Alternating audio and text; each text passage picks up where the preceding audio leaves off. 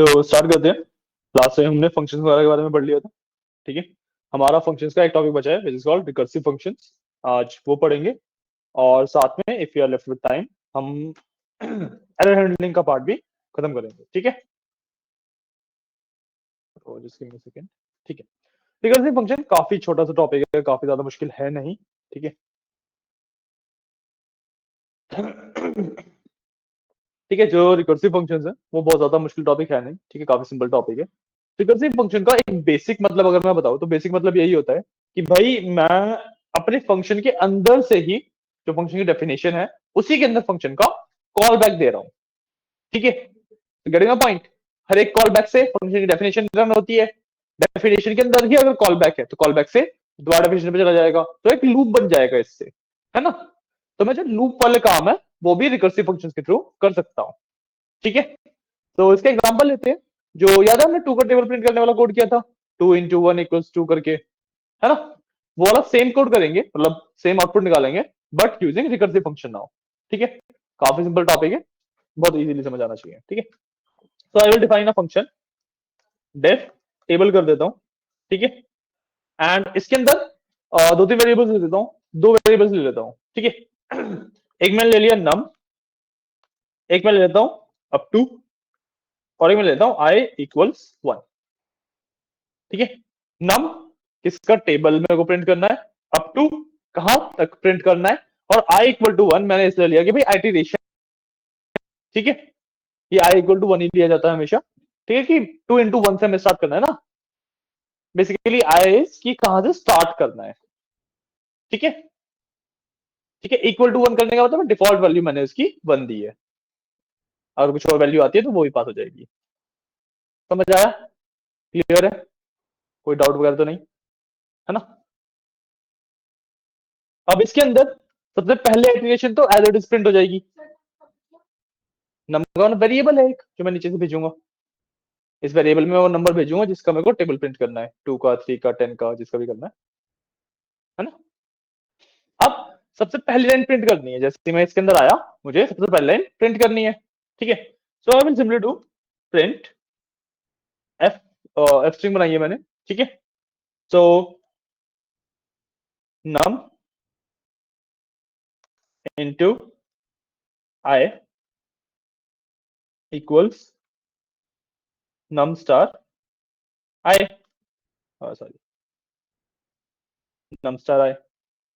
Simple सा concept है। हाँ, सिंपल सा कंसेप्ट है, क्या किया मैंने यहाँ पे, समझ आ रहा है, समझ आ रहा है, कोई डाउट तो नहीं। ठीक है, अब मेरे को ना अगली इटरेशन की तरफ बढ़ना है। मैं यहीं से डायरेक्टली तो कॉल कर नहीं सकता, वरना तो यही लाइन बार बार प्रिंट होती रहेगी। मेरे को एक स्टेप आगे बढ़ाना है अपने लूप को, मतलब आई की वैल्यू को 2 करना है ना। तो what I will do is, मैं चेक करूंगा if I is smaller than up to, जब तक आई अप टू से छोटा है। ठीक है, आई विल डू कॉल बैक, मैं दूंगा एक कॉल बैक। ठीक है, कॉल बैक क्या करूंगा, टेबल, इसके अंदर नम में एज इट इज जाएगा, अप टू में एज इट इज जाएगा, जो आई की वैल्यू है हो जाएगी i +1। समझाया क्या हुआ है। ठीक है, मैंने चेक किया कि भाई जो आई है वो मेरा क्या अप टू से छोटा है, जब तक अप टू से छोटा है तब तक तो आगे बढ़ाना है मेरे को, है ना, है ना।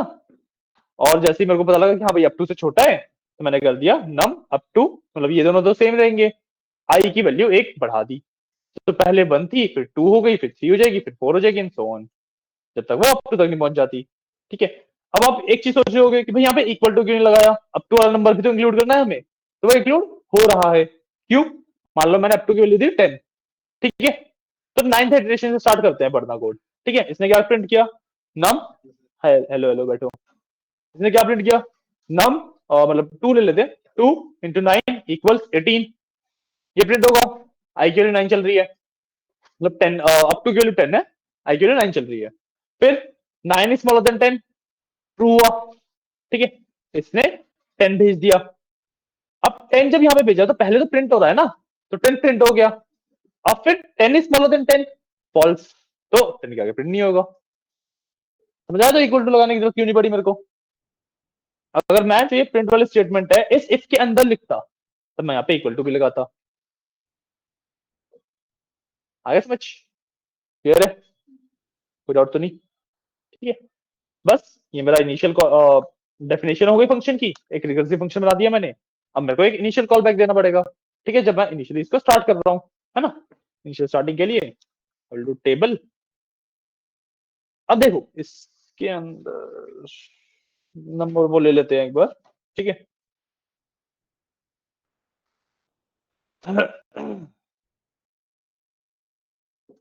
num equals int input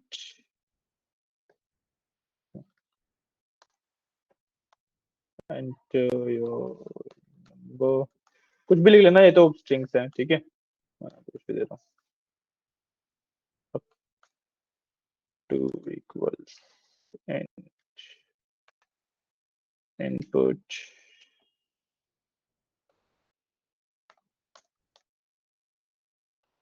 ठीक है। ये हुआ। अब इसमें ना एक चीज और, कि भाई मुझे एक्चुअली यहाँ पे नम और अपडेट देने की जरूरत भी नहीं है। क्यों? क्योंकि ग्लोबल और प्राइवेट वेरिएबल्स वाला कंसेप्ट याद है कल का, है ना। मैं अगर यहां से सिंपली ये हटा दूं, तो नम और अप टू जो मैंने यहाँ पे लिए हैं वो भी फंक्शन के अंदर यूज कर सकता हूं मैं, कि जो मैंने बाहर फंक्शन के वेरिएबल्स लिए हुए हैं वो तो मेरे ग्लोबल वेरिएबल्स हैं, वो फंक्शन के अंदर यूज हो जाते हैं, ठीक है। वो फंक्शन के अंदर यूज हो जाएंगे। और जो मैंने यहां से हटा दिया तो यहां से भी हटाना पड़ेगा, ठीक है। क्लियर है? समझ आया? है ना। अब अगर मेरे को इसमें मान लो अभी ये क्या कर रहा है कि भाई मेरे से दो नंबर ले रहा है, मान लो मेरे को टू का टेबल 15 तक चाहिए, तो 2 और 15 डाल देगा, ठीक है। आप आई की वैल्यू ले लेना, अगर आपको और एक्सटेंड करना हो यहाँ पे आई की वैल्यू भी ले लोगे, तो भाई वो फिर 5 से 15 भी कर पाओगे आप उसे, कि 5 से स्टार्ट हो गया 15 तक जाएगा, वो सब भी कर पाओगे आप, ठीक है। अभी बेसिक कोड लिख लिए, तो रन करके दिखा देते हैं। तो python 12pm.py and number let's say मैं 2 का ही ले लेते हैं, और वही 15 वाला एग्जांपल लेता हूँ, 15, सो 2 का टेबल 15 तक प्रिंट हो गया यहाँ पे, ठीक है। क्लियर है? समझ आया? कोई डाउट? अब इसमें एक चीज ध्यान रखनी है, कि जब भी आप कोड लिख रहे हो एक्चुअल प्रोडक्शन एनवायरनमेंट में किसी कंपनी के लिए कोड लिख रहे हो, ठीक है, रिकर्सिव फंक्शंस को कभी भी यूज नहीं किया जाता, इस कंसेप्ट को कभी भी यूज नहीं करते। क्यों? क्योंकि हमारे पास लूप्स का कंसेप्ट है, एंड लूप्स का कंसेप्ट रिकर्सिव फंक्शन से बहुत ज्यादा बेटर होता है, मेमोरी वाइज भी, एंड हमारे पास एग्जीक्यूशन वाइज भी। रिकर्सिव फंक्शन स्लो भी है, एंड मेमोरी भी ज्यादा लेते हैं, रैम में स्पेस ज्यादा लेते हैं रिकर्सिव फंक्शन, ठीक है। फिर भाई पढ़ा क्यों रहा हूँ? पढ़ा इसलिए रहा हूँ क्योंकि ना इंटरव्यू के लिए काफी ज्यादा इंपॉर्टेंट होता है। इंटरव्यू में पूछ लिया जाता है कि भाई ये काम करके दिखाओ बट लूप यूज नहीं करने, तो वहां पे आप रिकर्सिव फंक्शन यूज कर सकते हो, ठीक है।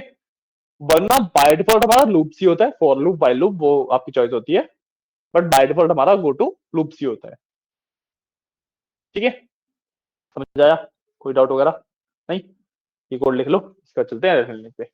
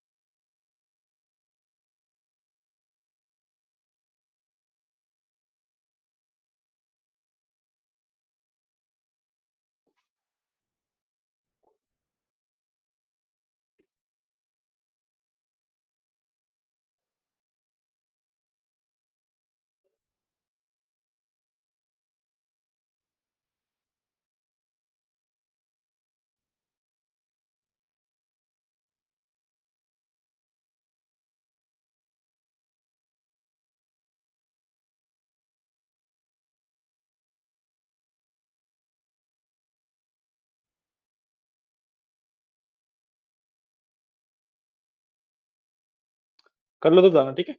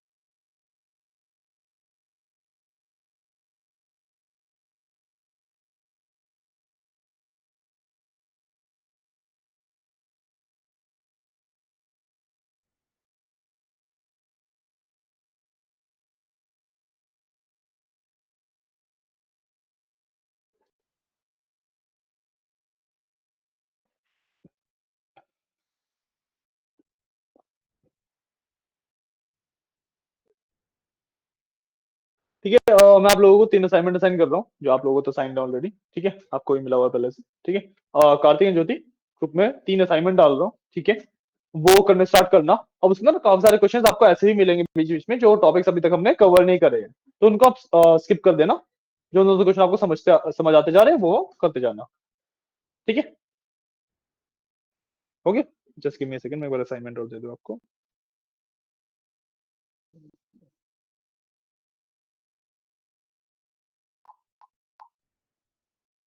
ठीक है, मैंने आपको 3 असाइनमेंट दे दिए,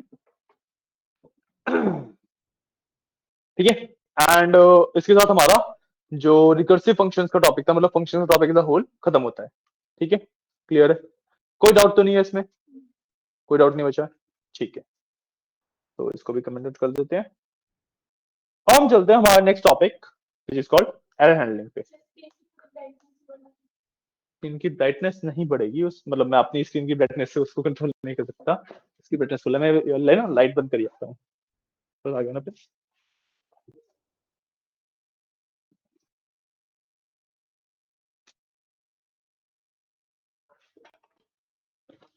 बेटर है ना?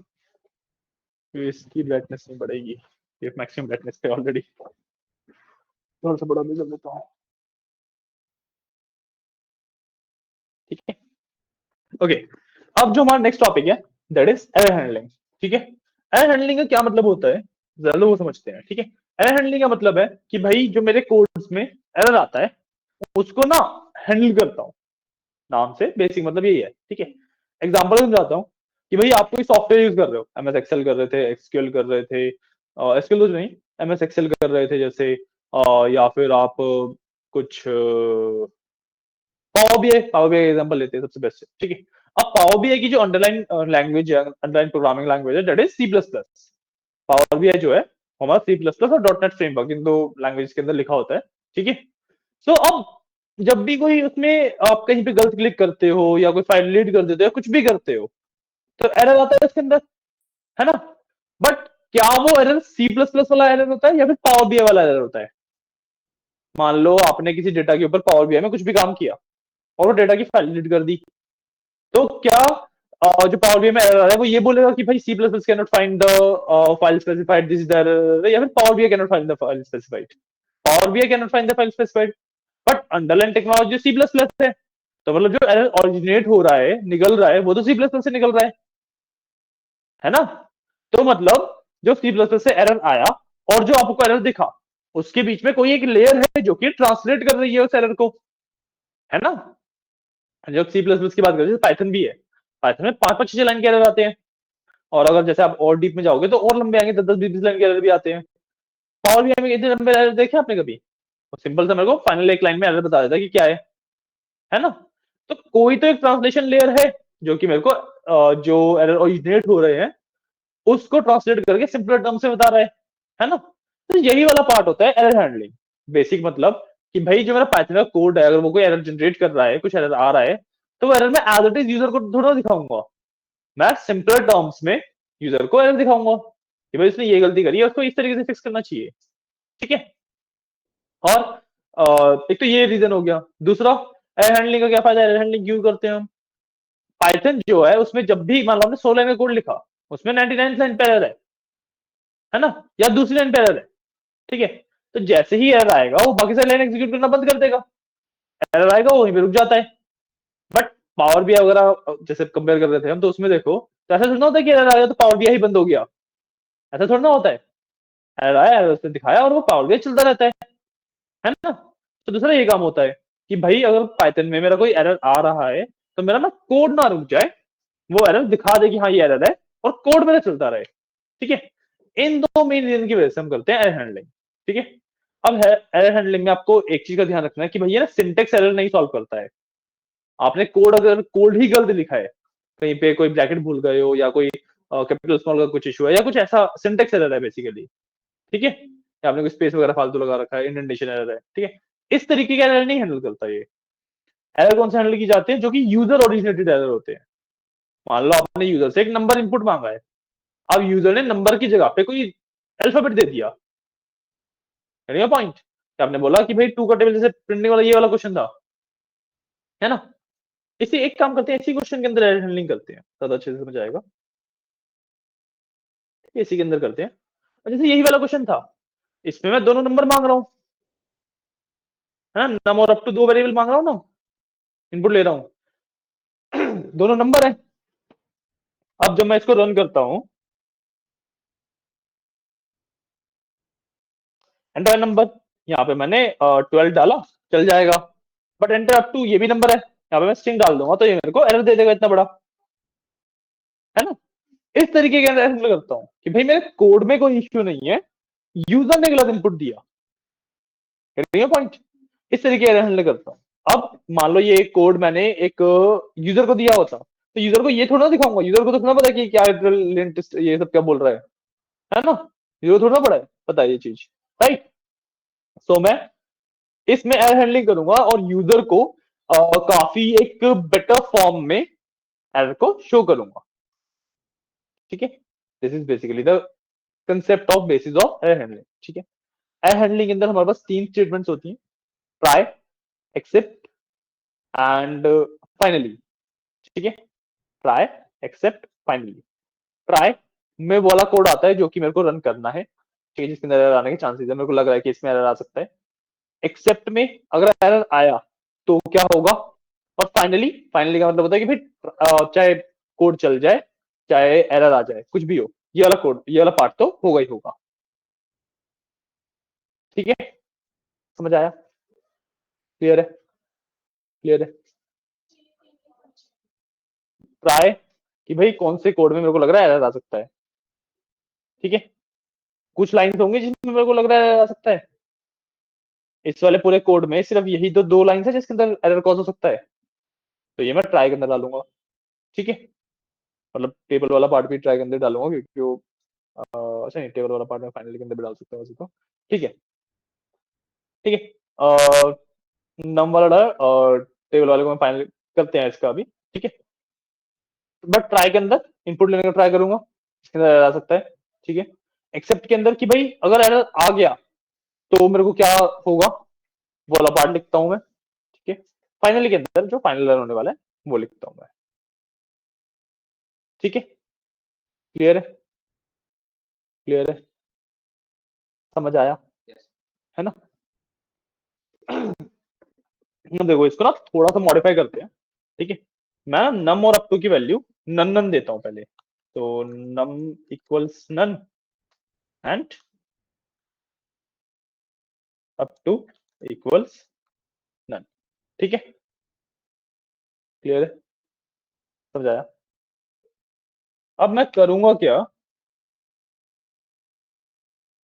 हाँ ये को छोड़ देते, कोई इशू नहीं है, सही है। मैं ट्राई के अंदर इन दोनों चीजों को डाल दिया, ठीक है, क्योंकि मेरे को पता है कि इसके अंदर रह सकता है ना।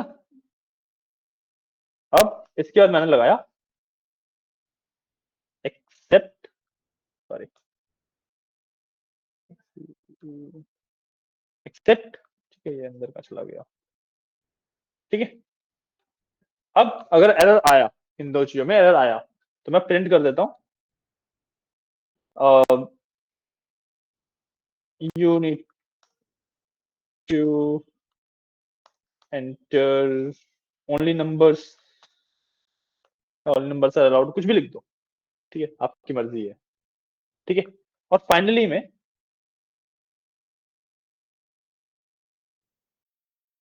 मैं टेबल को रन कर सकता हूँ इसको, ठीक है। अब आप बोलोगे कि भाई जब मान लो जब उसने नंबर आउटपुट का इनपुट ले लिया तब तो ठीक है, फाइनली में टेबल रन हो जाएगा। बट अगर मेरे पास नंबर और इनपुट का ये अप टू वाले में एरर ही आ गया तो ये कैसे रन होएगा? ऊपर नन डाल रखा है बट नन के ऊपर तुम कैलकुलेशन कर सकते हो। हाँ? नहीं, नन इंटू नन थोड़ा ना कुछ होता है, वो एरर कॉज करेगा मेरे को, ठीक है। मैं क्या करूंगा यहाँ पे ना इफ स्टेटमेंट डालूंगा, इफ नम इज नन और अप टू इज नन, कि भाई दोनों में से कोई भी नन है। अगर मेरा ट्राई वाला पार्ट सही से चला है तब तो नन रहेंगे ही नहीं, बट अगर मान लो डायरेक्टली वो उसमें एरर देके वापस यहाँ पे आया है तो, ठीक है, तो यहाँ पे हम सिंपली प्रिंट कर देंगे can not print the table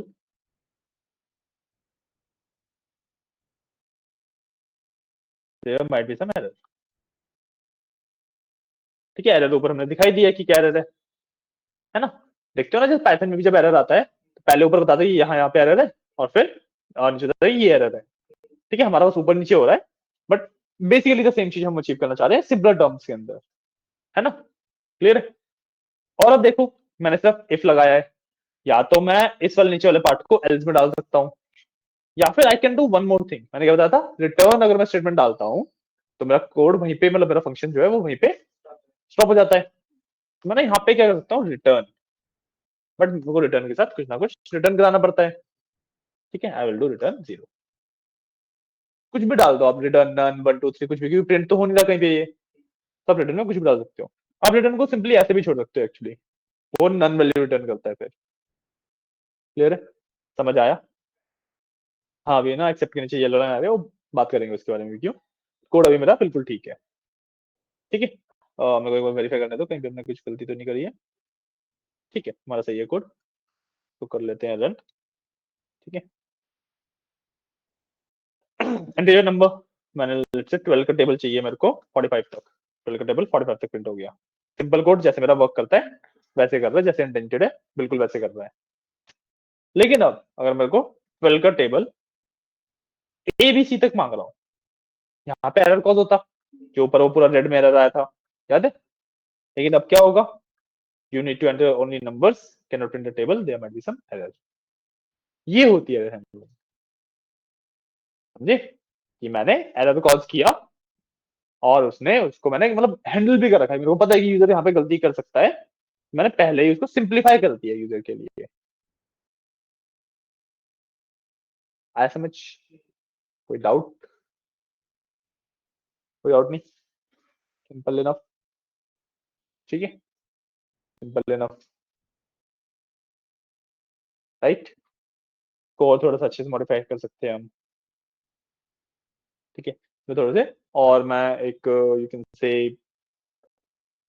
simple modification कर सकता हूँ जिससे इसको ना, मतलब मेरा गोल ये है कि मैं एरर हैंडलिंग को ना बार बार, मतलब जैसे अगर मान लो एरर आया जैसे मैं पूछूं do you want to try again, और फिर मैं ट्राई अगेन भी करवा दूं, ठीक है। तो उसके लिए मेरे को ये वाला पार्ट को अलग से रैप करना पड़ेगा, ये पॉइंट कि भाई नम और अप टू वाला जो पार्ट है, समझ आ रहा है क्या बोल रहा हूँ, हाँ, जो नम और अप टू वाला पार्ट है वो बार बार रन हो रहा है, जो मैं नेक्स्ट करने जा रहा हूँ उसमें नम और अप टू वाला पार्ट बार बार रन हो रहा है, ठीक है। अब या तो ये वाला पार्ट एरर कॉज करेगा या फिर नहीं करेगा, सिंपल है। तो इसको मैं अलग से करा दूं, अलग से रैप करना पड़ेगा इसको, ठीक है। तो एक और फंक्शन बना लेते हैं, डेफ टेक इनपुट के नाम से बना लिया मैंने, ठीक है। अब इसके अंदर what I will do is इसके अंदर मैं एक और ट्राई और वो डालूंगा, ट्राई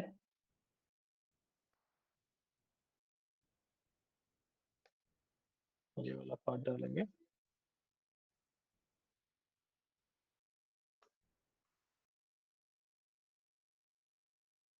अम, ये तो ठीक है, ये हम ट्राई कर रहे हैं। है ना, बोलो।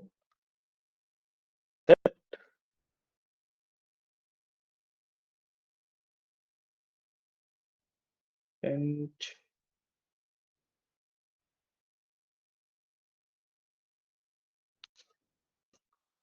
इसमें वही कर देते हैं।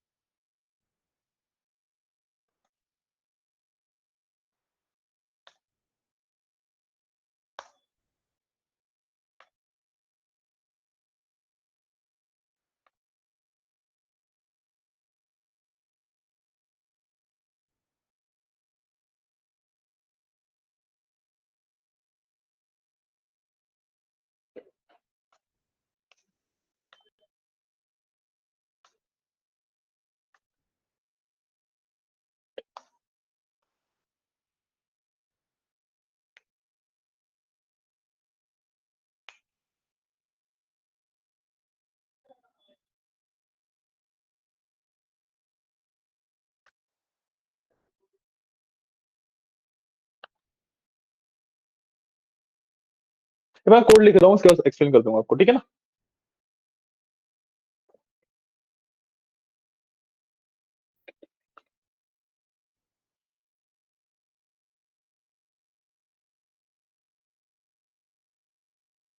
ठीक है।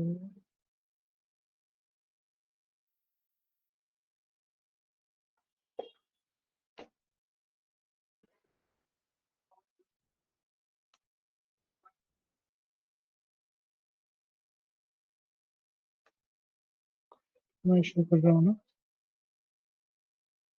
अच्छा, तो साइनर यूज कर रहा है।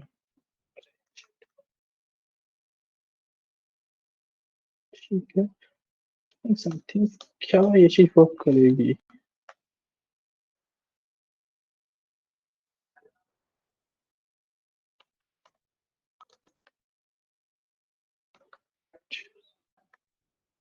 ये चीज वर्क नहीं कर पाएगी, क्यों? बाउंड है ना।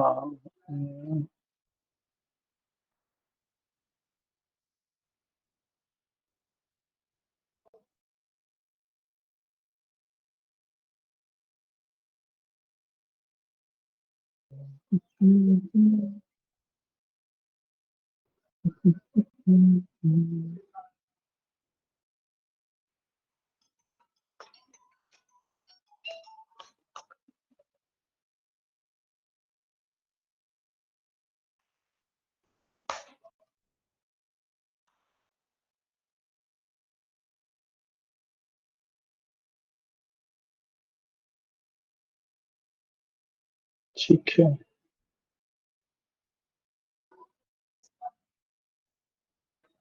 इस बार ना फाइनली का यूज नहीं किया मैंने। ठीक है। फाइनल का मतलब आपको समझ आया था पिछले वाले कोड से, है ना। तो फाइनल, अच्छा आपने पिछले वाला कोड लिखा नहीं है ना अभी।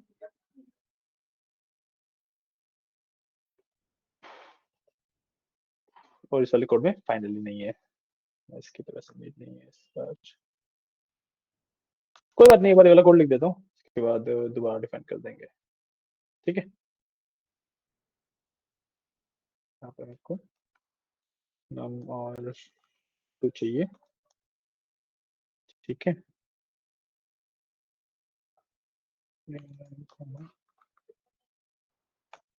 टू चाहिए। ठीक है।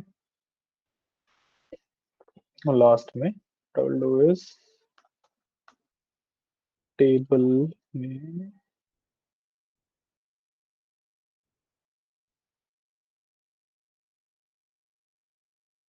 हो गया। TBL TBL मतलब स्पेलिंग दोनों तरफ गलत लिखी है, दोनों तरफ गलत लिखी है, तो ठीक है।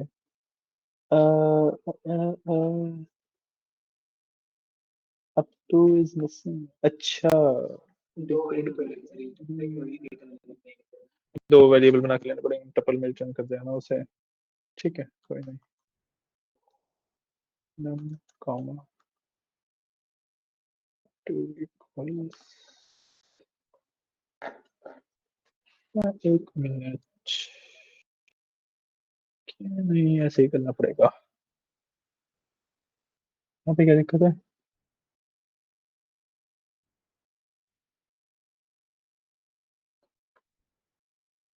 कुछ नहीं होना चाहिए।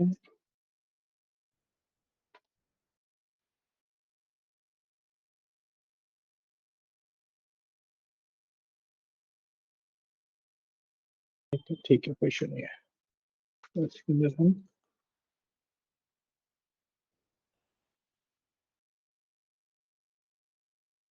एक मिनट, हम इसको और बेटर तरीके से मॉडिफाई कर सकते हैं ना।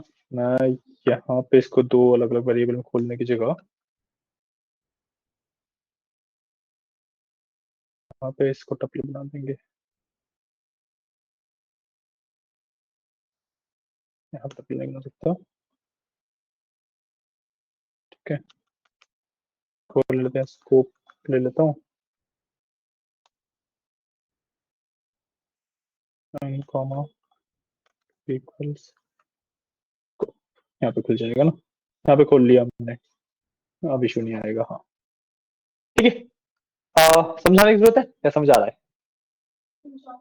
समझा दे, आप लोगों को समझ आ रहा होगा आई गेस, है ना? बेसिक है, ठीक है। ये वाला कोड एग्जैक्टली सेम है। अच्छा, अब ये एक ही लेता है तो मैं उसको दोबारा बाइंड करके स्कोप दोबारा भेजूंगा। स्कोप तो मेरे पास अवेलेबल है ही। ठीक है, ठीक है। ये वाले में मैंने क्या किया, मैंने यहाँ पे ना स्कोप करके एक वेरिएबल लिया है। ठीक है, और यहाँ पे आई इक्वल टू 1 बेसिक वाला पहले वाला लिया है। ठीक है, अब स्कोप ना मेरे पास एक टपल है, स्कोप मेरे पास एक टपल है, ठीक है, जिसके अंदर दो वैल्यूज है। ठीक है, कैसे है क्यों है वो नीचे समझ आएगा। हाँ, वेरिएबल है, मैंने कुछ भी नाम दे दिया, आप कुछ भी नाम दे सकते हो, डजंट मैटर। ठीक है, अब टपल है, उसके अंदर दो वैल्यूज है, मैंने उसे नम और अप टू में ओपन कर दिया, रिजॉल्व कर दिया बेसिकली। ठीक है, तो जो स्कोप में पहली वैल्यू थी वो नम की वैल्यू बन गई, स्कोप में दूसरी वैल्यू थी वो अप टू की वैल्यू बन गई। ठीक है, बाकी कोड एक्जैक्टली सेम, नम और अप टू को यूज करके प्रिंटिंग हुई है, सिंपल इनफ। ठीक है, देन उसके बाद मैंने टेक इनपुट करके एक और फंक्शन बना रखा है। ठीक है, इसके अंदर मैंने ट्राई करवाया ये दोनों इनपुट लेने का, नम और अप टू। अगर तो ये दोनों इनपुट हो जाते हैं, क्योंकि एरर कहाँ पे कॉज होगा, इंट और इंट, इस वाले में नम में इनपुट लेते हो और टूल में इनपुट लेते हुए रिटर्न में थोड़ा ना एरर कॉज होएगा, है ना? और जैसे ही इन दोनों में से किसी में भी एरर कॉज हुआ वो एक्सेप्ट पे चला जाएगा, तो मतलब फंक्शन बंद नहीं होगा मेरा। ये पॉइंट। एक्सेप्ट मैंने क्या लिखा, you need to enter only numbers, जो एरर मेरे को दिखाना था। उसके बाद मैंने पूछ लिया कि do you want to try again, कि भाई आपको नंबर्स दोबारा डालने हैं कि नहीं। ठीक है, और यूजर ने बाय लिखा, मतलब मैंने डॉट लोअर भी कर लिया कि भाई यूजर कैपिटल बाय भी लिख सकता है ना, मैंने डॉट लोअर लगा दिया इस पे। और अगर यूजर ने बाय लिखा तो भाई मैं टेक इनपुट का फंक्शन दोबारा कॉल कर दिया, दोबारा से यहाँ से स्टार्ट हो जाएगा, है ना? वरना मैंने नन नन रिटर्न कर दिया, और नन नन रिटर्न करने का मेरा पॉइंट क्या बना, क्योंकि मैंने नन नन को यहाँ पे हैंडल कर रखा है। इतना समझ आया? इतना समझ आया? ठीक है, बस लास्ट में मैंने क्या किया, टेबल वाला फंक्शन कॉल किया और उसके अंदर टेक इनपुट का फंक्शन दे दिया। टेक इनपुट का फंक्शन जो है, जब मैं ऐसे रिटर्न दो वैल्यूज को रिटर्न कर रहा हूँ, तो दैट इज रिटर्निंग मेरा टपल। तो मैं ऐसे दो वैल्यूज को रिटर्न करता हूँ ना, तो ये फंक्शन मेरे को टपल रिटर्न करता है। ठीक है, तो ये एक टपल रिटर्न कर रहा है, ये टपल रिसीव हो रहा है मेरा यहाँ पे स्कोप में, और यहाँ पे वो टपल रिजॉल्व हो जा रहा है। समझ आया कंसेप्ट? है? आ गया?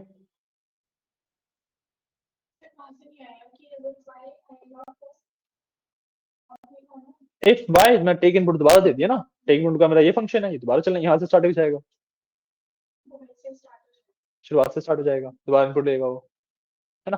अभी मैं भी कंफर्म नहीं हूँ कि ये कोड एक्जैक्टली सही चलेगा या नहीं चलेगा, मतलब सिंटेक्स में कोई एरर नहीं है, बट लॉजिकली कहीं भी फ्लो सकता है, तो एक बार टेस्ट करेंगे इसको। ठीक है, क्योंकि मैंने भी अभी अभी लिखा, मेरे को याद नहीं है ये कोड। ठीक है, और एल में मैंने दे दिया कि रिटर्न नन, तो नन वैल्यू रिटर्न कर देगा, जो कि मेरी यहाँ पे नन यहाँ पे रिजॉल्व हो जाएगी। ठीक है, क्लियर है? ठीक है, और इसके अंदर एक्चुअली फाइनली भी दे सकते हैं, लेकिन नहीं, हम रिटर्न करा रहे हैं तो फाइनली का सेंस नहीं बनेगा ना। क्योंकि रिटर्न कराने पे तो रिटर्न दे ही देगा एंड फाइनली में। हाँ? नहीं नहीं, फाइनली रन ही नहीं होगा ना कभी।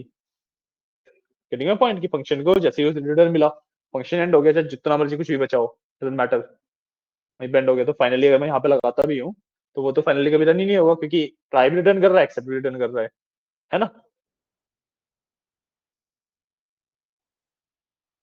ठीक है, और अगर यहाँ पे यूजर ने नो किया तो मैं फाइनली में रिटर्न नहीं कर सकता। अगर मैं रिटर्न वाला पार्ट फाइनली में डाल दूं, पॉइंट, कि अगर यूजर ने यहाँ पे टेक इनपुट वाला यस किया, ठीक है, तो इनपुट लेगा, और अच्छा नहीं, मैं फाइनली में रिटर्न रन डाल सकता हूँ। पॉइंट क्यों? इसको मैं यहाँ पे शिफ्ट टैब करके तो फाइनली में डाल सकता हूँ।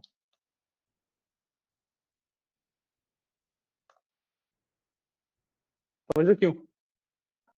इसी वजह, देखो, ट्राई में नम और अपटू डाला, अगर सही डाला रिटर्न हो गया, खत्म, सिंपल, कोई डाउट ही नहीं, इसमें तो कोई दिक्कत है ही नहीं। ठीक है, अगर गलत डाला, एक्सेप्ट पे आ गया, है ना? एक्सेप्ट में उसने you need to enter the numbers only, ये सब किया, और अगर यूजर ने बोला कि भाई मेरे को हाँ दोबारा ट्राई करना है, तो टेक इनपुट दोबारा ट्राई करो जाएगा, है ना? बट अगर यूजर ने नो डाल दिया कि भाई मेरे को दोबारा ट्राई नहीं करना, तो क्या होगा? फाइनली रन होगा। ट्राई के केस फाइनली क्यों नहीं रन होगा? क्योंकि यहाँ पे रिटर्न हो रहा है ऑलरेडी। समझ गया ना? समझ गए? कॉम्प्लेक्स है, आई नो, नहीं समझाया? ऊपर वाला तो क्लियर है, ऊपर वाले में तो कोई दिक्कत नहीं है, राइट? नीचे जो ये लाइन लिखी है ये भी क्लियर है। ठीक है, वरना मैं अभी पहले रन करके देख रहा हूँ, पता लगे मैं आपको समझाया जा रहा हूँ और एक्चुअली कोई लॉजिकल फ्लो हो। तो गिव मी अ सेकंड, एक बार रन करके देख लेते हैं। हाँ, ये बोला था ना, return in final block, return को हम फाइनल ब्लॉक में नहीं डाल सकते। ठीक है, तो इसको एलजी करना पड़ेगा, फाइनल नहीं आएगा यहाँ पे, लगाया था।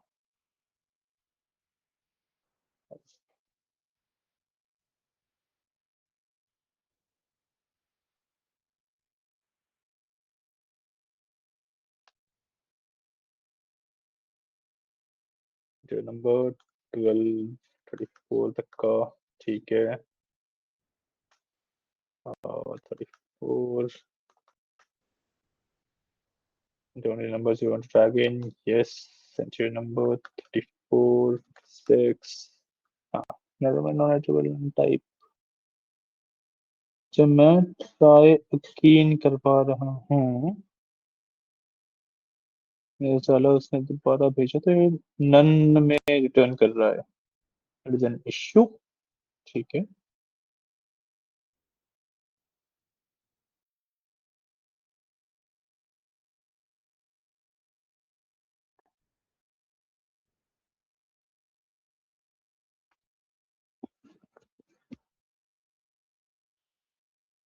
मैं तो नंबर डाल दिए ना, नम की वैल्यू यहाँ पे अपडेट हो जानी चाहिए थी।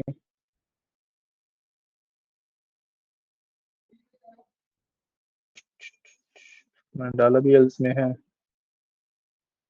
मैं नन क्यों आ रहा है? नन तो अनपैक नहीं कर सकते।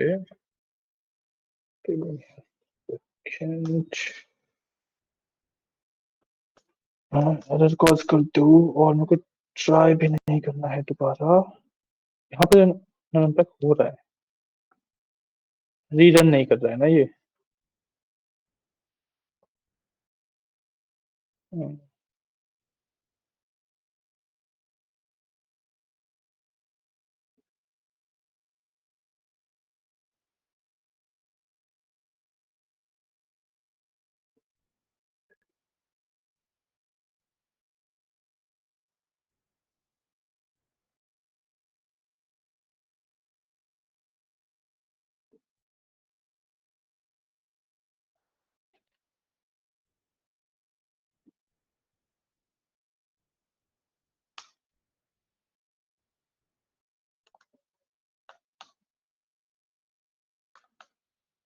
दूसरी बार में इशू आ रहा है।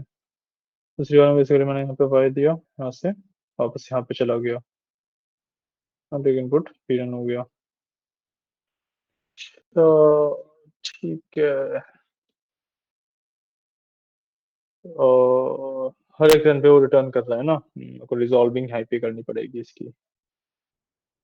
रिजॉल्व इसको यहाँ पे नहीं कर सकते हम।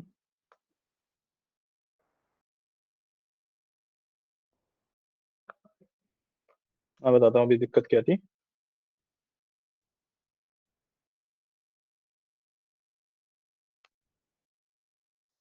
दिक्कत ये थी कि जो मैं रिजॉल्व फंक्शन के अंदर कर रहा था ना, टपल भेज के, अगर मैं एक बार में टपल भेज रहा हूँ तो वो रिजॉल्व होकर चल रहा है, ठीक है, कोई इशू नहीं है। दूसरी बार जब आ रहा हूँ, जब मैं एक्सेप्ट करके मतलब टेक इनपुट दोबारा रन हो रहा है उसमें, तो दोबारा रन होने में क्या होता है कि भाई वो ना जब पहला रन हुआ था जो, उसमें वो रिटर्न रन कर देता है। रिकर्सिव फंक्शन में हर एक बारी में वो नन रिटर्न करता जाएगा। ठीक है। अब जो फंक्शन बाय डिफॉल्ट रिटर्न कर रहा है वो सिंगल नन रिटर्न करता है ना। वो सिंगल नन रिटर्न करता है, तो वो आइडेंटिबल नहीं है, मतलब उसको मैं रिजॉल्व नहीं कर सकता। करिए पॉइंट, मैं उसको रिजॉल्व नहीं कर सकता। तो वो वाला पार्ट मेरे को इशू कॉज कर रहा है। उसको मैं इस तरीके से भी तो हैंडल कर सकता हूँ।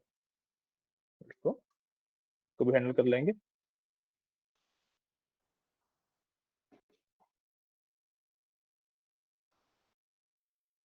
इसको ना तो एलेक्स करके इसी के अंदर डाल देते हैं। अच्छा नहीं, जब मैं रिजॉल्व भी इसके अंदर करूंगा तो यहाँ पर डालूंगा if scope is none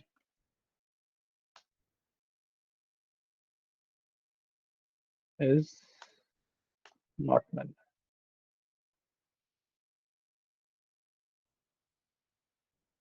not एक होते हैं,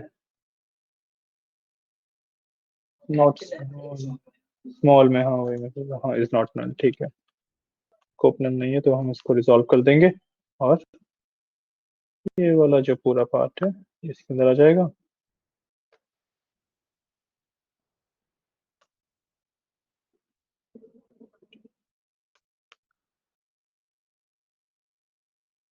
और इसमें कुछ भी नहीं करते हम, क्योंकि वो स्कोप ही नहीं हुआ, सिर्फ रिजॉल्व हो गया बस वो।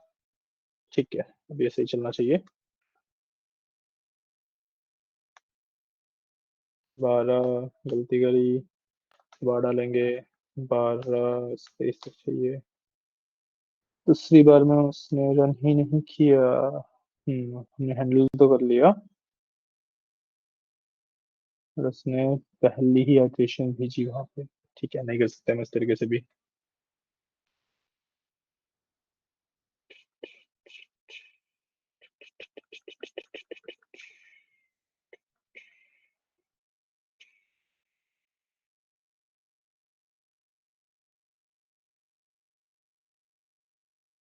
हाँ, इसको इस तरीके से नहीं कर सकते, मैं वही वाला पार्ट करना पड़ेगा। को की जगह पे फिर से सॉल्व करेंगे।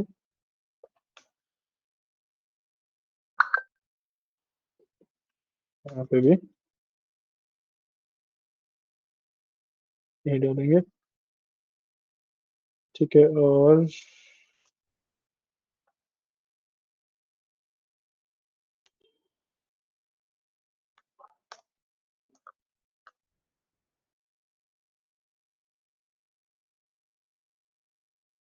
देखिए क्या दिक्कत है।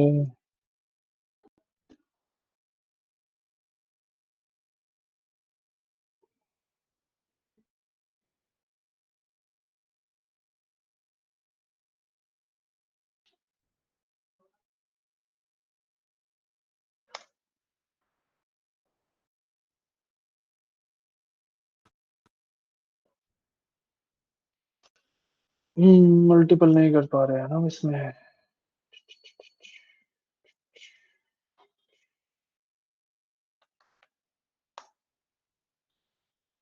नम करना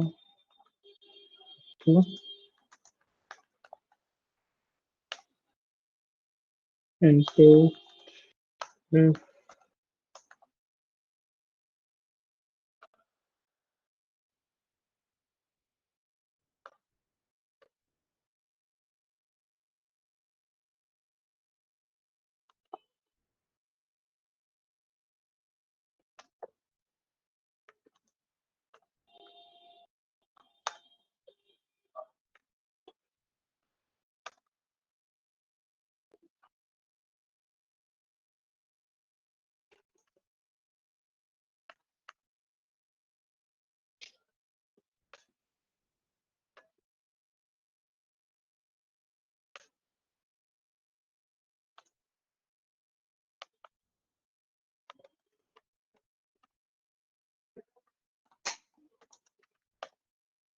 ठीक है, देखो ये ओवर कोडेड है बहुत ज्यादा, ठीक है, बट कंसेप्ट क्लियर करने के लिए this dribble there must be some error दूसरी बार में, हाँ वो ठीक है, तरह से रिजॉल्व नहीं हो पाएगा इस चीज फंक्शन के अंदर, वही करना पड़ेगा फिर हमें बेसिक ही हम पहले वाले थे। हाँ ये फंक्शन के अंदर रिजॉल्व नहीं हो पाएगा क्योंकि फंक्शन मेरे को हर बार रिटर्न दे रहा है ना, और पहली बार में रिटर्न नन दे देता है, नॉट नन तो ये हो जाएगा,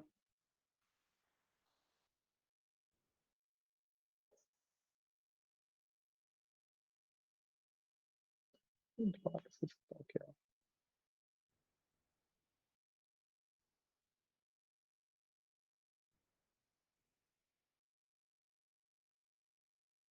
ठीक है, इसको नहीं सॉल्व कर पाएंगे हम, मतलब टेक्निकली हम आइटरेट करके वगैरह कर सकते हैं, बट सिंपल अप्रोच रखते हैं, ठीक है, इसको हम जो इनिशियल था हमारा उसी पे चलते हैं, कॉम्प्लेक्स करते ही नहीं है।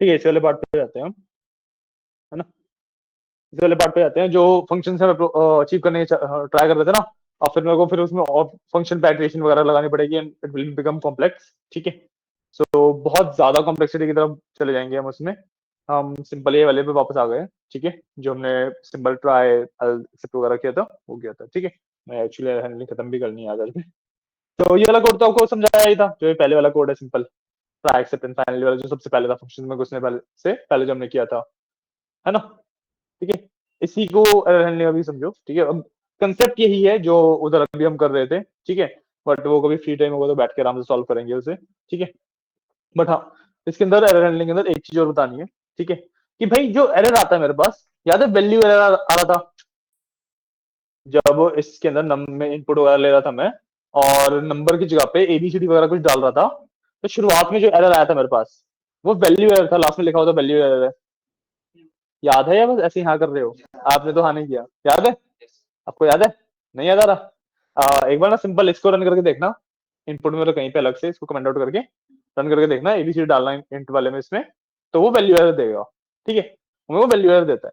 अब आपने देखा होगा कि भाई एक्सेप्ट के नीचे मेरे पास येलो लाइन आ रही है बहुत टाइम से, वो इसीलिए आ रही है क्योंकि एक्सेप्ट के अंदर ना मैं जो भी एक्चुअल पैटर्न का एरर आ रहा है उसको भी स्टोर करवा सकता हूँ, ठीक है, मैं अगर मेरे को पता है कि भाई इस कोड के अंदर यही एरर आएगा, तो मैं उसको डायरेक्टली सिर्फ उस वाले एरर को भी एक्सेप्ट करवा सकता हूँ, ठीक है, कि भाई मैंने मतलब मान लो कि मेरे को एक एरर पता है, ठीक है, कि ये वैल्यू एरर है जैसे, तो वैल्यू एरर आ रहा है, सिर्फ उसको एक्सेप्ट करने का हमारे पास ये फायदा ये होगा कि भाई अगर और कोई एक्चुअल एरर आया तो वो तो आना चाहिए ना, यहाँ पे सारे एरर एक्सेप्ट हो जा रहे हैं, यहाँ पे तो सारे एरर एक्सेप्ट हो जा रहे हैं, बट जो मैंने ऑलरेडी सोचा है उसके अलावा कुछ होता है तो वो तो पता लगना चाहिए, तो इसलिए मैं सिंगल एरर भी एक्सेप्ट कर सकता हूँ, and usually single single error ही एक्सेप्ट कराए जाते हैं, ठीक है, तो बस मैं एक्सेप्ट के बाद लिखता हूँ वैल्यू एरर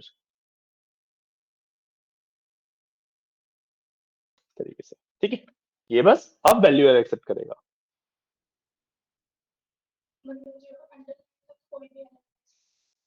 हाँ मतलब जो मैंने यहाँ पे नहीं लिखा था तो वो कोई भी एरर एक्सेप्ट कर रहा था, अब सिर्फ और सिर्फ वैल्यू एरर एक्सेप्ट करेगा, समझ आया, समझ आया, इतना कंसेप्ट क्लियर हुआ, अब और कोई एरर आएगा तो वो एरर दिखाएगा, वैल्यू एरर आएगा तब ये एक्सेप्ट वाला पार्ट आएगा, ठीक है, क्लियर है, अब वन लास्ट थिंग कि भाई लेट्स से कोई डेवलपर ही इस पे काम कर रहा है ना, उसको तो मेरे को एरर दिखाना है, सब यूजर को तो ही नहीं दिखाना, मैं एक चॉइस देता हूँ कि do you want to see the error और नॉट, है ना, तो मेरे को सबसे पहले जो एरर आ रहा है उसको किसी वेरिएबल में सेव करना पड़ेगा, तो आई विल डू एज ई, ठीक है, मतलब जो मेरा एरर आया एक्चुअली जो पाइथन से एरर आया था उसको मैंने ई के अंदर सेव कर दिया, एज ये लिखने का मतलब होता है कि जो वैल्यू मेरा आया था वो एरर एज इट इज मैंने ई के अंदर सेव कर दिया।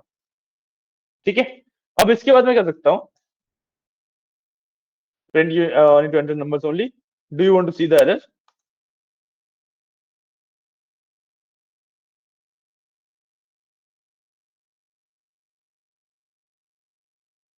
This will work now.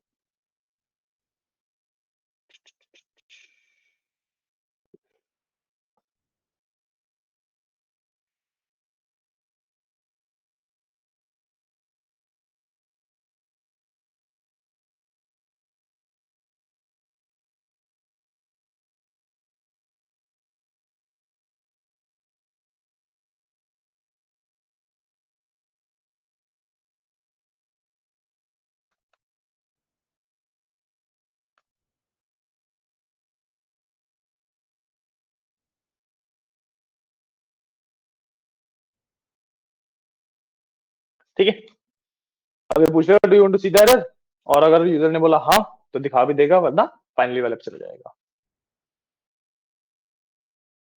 ठीक है, क्लियर है? ठीक है, इसके साथ आपकी एरर हैंडलिंग खत्म होती है, ये होती है एरर हैंडलिंग।